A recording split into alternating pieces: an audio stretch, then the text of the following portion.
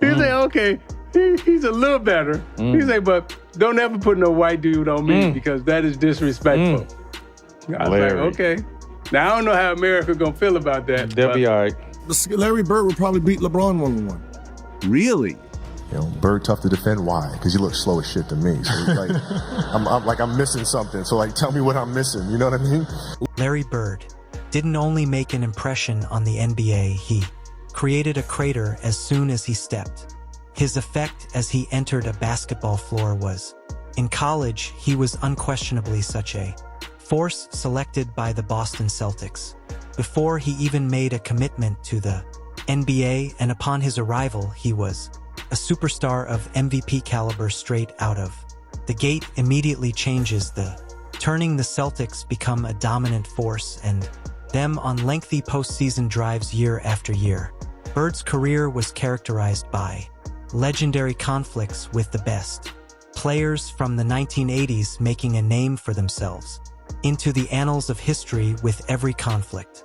However, his impact continued after he put his footwear away. He flourished as both an executive and a head coach, turning into the only winner in NBA history, MVP as the year's top player coach, and his fingerprints were the executive of the year, are present throughout the history of the game. For NBA legends for more than 30 years have talked about Larry Bird tales. They have an almost legendary sound with a moniker such as Larry Legend, yet it's not astonishment that his legacy seems more expansive than life. But don't believe me for it, let's listen to the best all-time players' thoughts on starting beside none other than Michael Jordan at that time. Talking about the best of all time, Michael's name always appears first. For many admirers, Jordan served as their overview of the NBA as he independently transformed the popularity of the league in the 1990s. Although even the best have predecessors, and prior to Jordan's ability to control, he had to fight his way past the legends that before him include Jordan's struggles despite dominating the Nines to go far in the playoffs in the 1980s. The Boston Celtics and Larry Bird stood in his path, even if he's already in. Jordan frequently encountered elite talent. The Eastern Conference's Bird Celtics, enduring consecutive first-round playoff leaves at their hands. Even the Bird himself recognized Jordan's excellence at a young age. However, at that point, expertise in his superior team prevented him from breaking. Jordan was renowned for infrequently praising his competitors, yet when it came to Larry Bird, he expressed his adoration in various ways. Enjoy yourself, dog.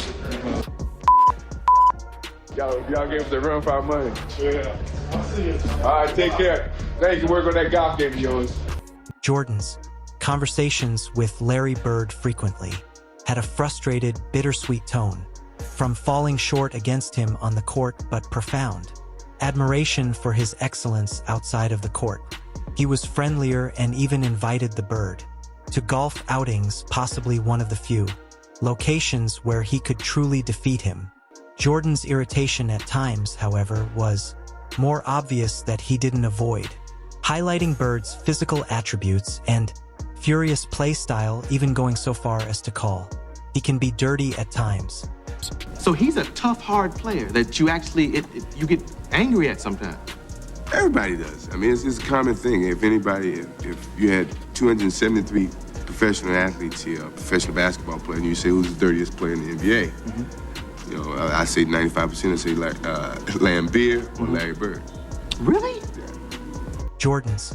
The comment is intriguing given that Larry Bird has never been accused by many players of being unclean. Perhaps the Bird took a more aggressive strategy intended primarily to obtain a benefit over Jordan, or maybe Jordan was just making things up to support his battles against him. Although Dennis Rodman, Jordan's old teammate, thought of Bird Rodman in a very different way, once asserted that the Bird will fail, even implying that in the NBA today he would be more appropriate for European basketball.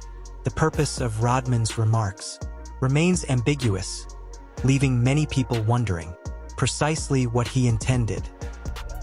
Okay, I'll put it this way.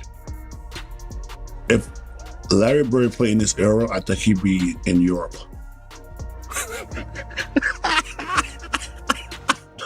So I'm just letting you know, man. Really, like I said, I'm just saying he'd be somewhere over there. Because, I think his game was fit for Boston at that time in the 80s and stuff like that.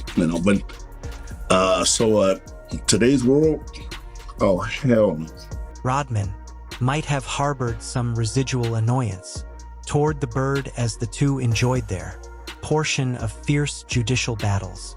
Frequently tasked with protecting Rodman the Bird, witnessed directly how unrelenting he was, easily scoring and providing support, using trash talk all the time in this day and age. Isaiah Thomas, Rodman's teammate, shared an intriguing tale regarding Bird's. Thomas claims that a competitive mindset. Bird once objected to the Pistons, given a white defender to protect him, since white athletes at the time were frequently inaccurately characterized as less athletic. Bird stated unequivocally that wouldn't be sufficient to slow him down, which eventually Rodman will be placed on him like an LED Detroit, more aggressive defensive matchup. He said, hey man, you can't put no white dude on me. That is straight disrespect, right? He said, don't put no white dude on me. So check this out. So the next year we come back, I said, I got somebody for your ass, right? Yeah. He said, who you got? I said, Rodman. He said, okay, he's a little better. He said, but don't ever put no white dude on me because that is disrespectful. Larry Bird was a persistent slanderer, but what set him apart was his capacity to create. It's funny how confident and witty he is, made his opponents chuckle as well. His complaints about white people are ironic. Defenders when he was white himself. Another noteworthy aspect of Bird's race was his prominence, primarily because to his legendary conflict with Magic Johnson, the NBA capitalized on their distinct backgrounds, utilizing their differences to support among the most intense rivalry in sports. In many respects, history cannot be discussed Birds without bringing up Magic. Despite their years of intense, Magic Johnson has no competition. However, the Bird now deserves the highest commendation. In retrospect, he values their rivalry, acknowledging that it propelled him to improve as a player right from the start.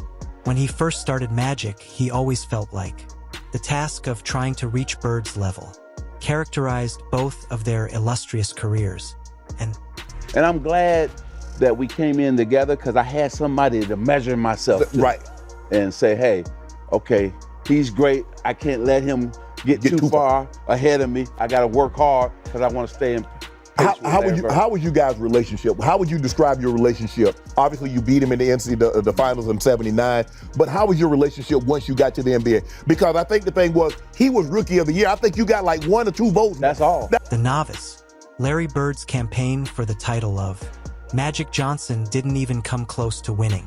Even after decades of Magic in a landslip, acknowledges that the law still hurts, but instead than focusing on it, he utilized it as inspiration to attain Bird's degree of excellence in terms of how Bird's game would correlate to the NBA of today. Many people think his abilities would remain strong in actuality. Gilbert Arenas has even said he would defeat LeBron James by picking Bird's in a one-on-one competition is evidence of Bird's renowned skill set. Larry Bird would probably beat LeBron one-on-one. Really? Larry Bird would beat LeBron James one-on-one. Ooh. Because one-on-one, it takes away from everything LeBron has, right? His physical strength, his speed, right? And, all that power he has going. Well, in one-on-one, you're talking about 1-2 dribbles. That's not his corners. That's not his game. Yeah. That's Larry's whole game. For a personal account of Larry, Bird makes an offer to his old teammate Danny. Insightful knowledge after seeing Bird's up-close excellence. Danny remembers one. Above all, his unwavering assurance. Bird had faith in his skills to the extent that he would play with defenders making sure they understand exactly what he was going to do but decided against it. Regardless of how they attempted to adapt, they just couldn't stop him. You know, I always considered myself a confident player, but, you know, Larry was an entirely different level. I mean, there's so many stories I have about just him taking games over and, you know, coach would call a play and, like, he's not running the play. Like, it's just, okay, he's just going to take it and score. Like, but he just had so much belief in himself, and he could get a shot, you know, with double teams at the end of games. Like, teams knew what we were running, and he'd still get a quality look off it.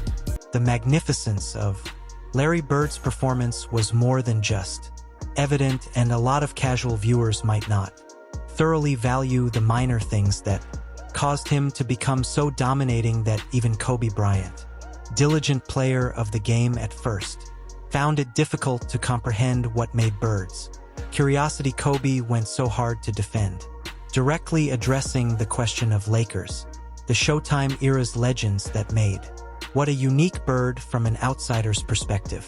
The viewpoint Bird was absent, not especially quick or athletic, yet there was an unstoppable assault force that, to have more depth to his game than first appears.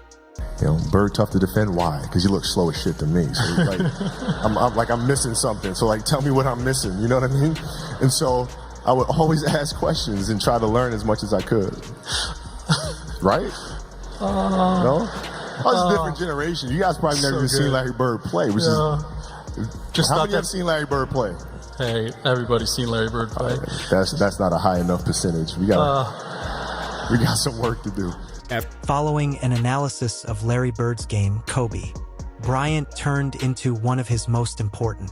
Proponents are calling for more viewers and recognize his magnificence by his own investigation and discussions with the NBA. Legendary Kobe acquired a more profound comprehension of what caused Birds to unique. He thought the next generation ought to take the same route, gaining knowledge from historical legends to comprehend the game in its entirety. One of those, Byron Scott, is a legend who fought Bird, played several NBA Finals as a member of the Lakers. Star Scott told a story during the show about Bird's renowned mind tricks, and the delivery of trash talk was nearly eerie. Serenity. Bird wouldn't just, he would tell defenders to say trash, precisely how he would score, daring them to stop him, but he still did it. Regardless of how effectively they adapted, he nevertheless discovered a method to rule.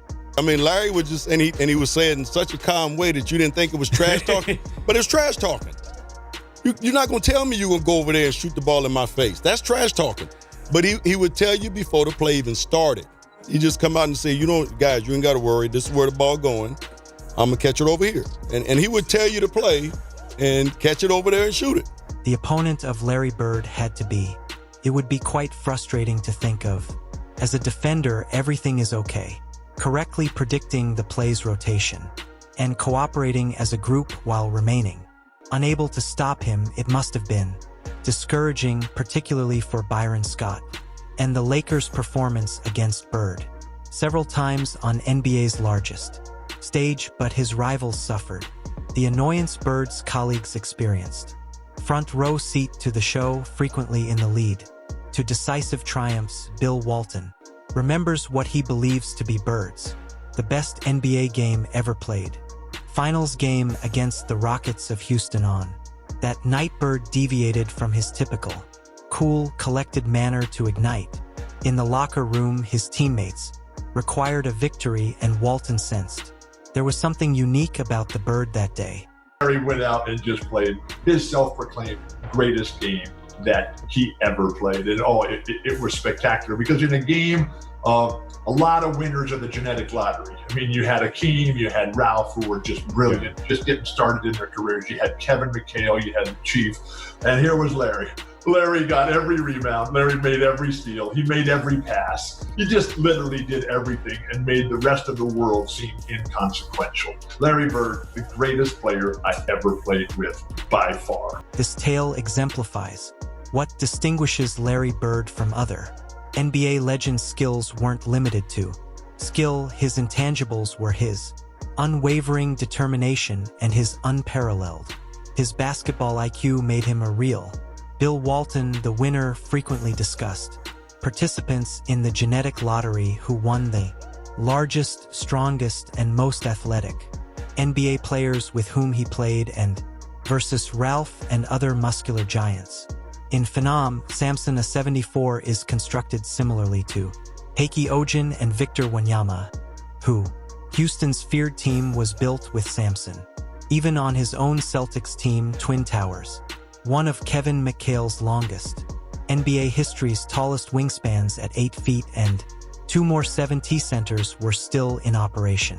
The rotation, but it was a Bird somehow, deemed unathletic, who took the lead in rebounding his elite, the Celtics. Basketball intelligence, laser focus, and perseverance. Hustle made him a powerful figure throughout the court during that crucial NBA Finals matchup. Bird secured the victory against the Rockets, achieving a brilliant 29 points and 11 rebounds, closing the game with 12 assists and 3 steals. Houston's hopes of winning a championship are over. Even among exceptionally gifted and Bird, a physically skilled athlete, always managed to make the biggest impression possible. Walton's presence on the floor is legendary. The champion himself could only look on in amazement. Bird's opponents were aware of his aura. Charles Barkley, a member of the NBA, mid-80s emerging stars, sensed it. Directly at the beginning of his profession, he still remembers clearly the first time he saw Bird up close, and it made a lasting impression. Oh, I tell you, Larry Bird was one of the best trash talkers ever. So one of my teammates, Leon Wood, was he's an NBA official now. Yes, So we're in the room getting ready for the 3-point contest at an All-Star game. Larry walks in and says, "Which one of y'all gonna come in second place?" Y'all heard me. Which one of y'all gonna come in second place? I was like, damn, that was like my first real talk to him. Ooh, that sounded pretty aggressive. He won, though. He won. The utter foolishness of entering, staring at your rivals in the locker room, the eye, and announcing that you are before the competition even begins, the winner is. It was practically unheard of, but Larry Bird, and the most amazing thing about him, supported it by one of the most renowned. His career highlights occurred during an NBA. Bird didn't win the 3-point contest. Even think of removing his warm-up jacket. He purposefully held back himself with complete assurance that he would win. Nonetheless, it wasn't merely a claim that it was an additional method of trash talk to his opponents, but in a way, decide on that degree of assurance and psychological warfare is a type of seldom seen in the NBA today. Another player renowned for his trash over the years, Reggie Miller, has and Bird formed a close relationship by Bird's tenure as head coach of the Indiana Pacers, coach and president of the team. However, Miller was the cornerstone of the franchise, but prior to establishing that connection, they were fierce rivals. That Miller had previously sat down with a Bird and told a tale regarding a game in which the Bird ruled him, and he told the Bird straight himself. Goes on to score 12 in those 6 minutes. Celtics go on a 33-14 run, and they beat us in Game 5. But that moment of watching you, look, I know you're supposed to be competitors, but I'm going against the guy who I patterned my game after, and you put on an unbelievable performance. Seldom does one come upon one of the NBA's most bitter rivals in trash. The adulation left the talkers stunned. However, Larry Bird had the kind of impact that his greatness was just indisputable. In the 1980s, Bird's supremacy weighed, weighing heavily on the Showtime Lakers, particularly Captain Kareem. Had it not been for the Bird, Abdul-Jabbar Kareem of the Boston Celtics may have won more titles than any other athlete. Outside of the Celtics dynasty of the 1960s, Kareem became too accustomed to battle Bird on the grandest stage of the NBA. encountering him several times during the finals. Yet rather than being resentful of the Bird for obstructing his progress, Kareem, a profound regard for him as a fierce, one of the best competitors in the game, has ever witnessed. He was ridiculous. He came in here. I remember our sportscaster played the Superman theme when he was talking about him that night after the game, because he did everything: Right. points, rebounds, assists, just steals, you name it. Larry has such a great mind for the game, and a great touch. I had a lot of respect for him as a competitor.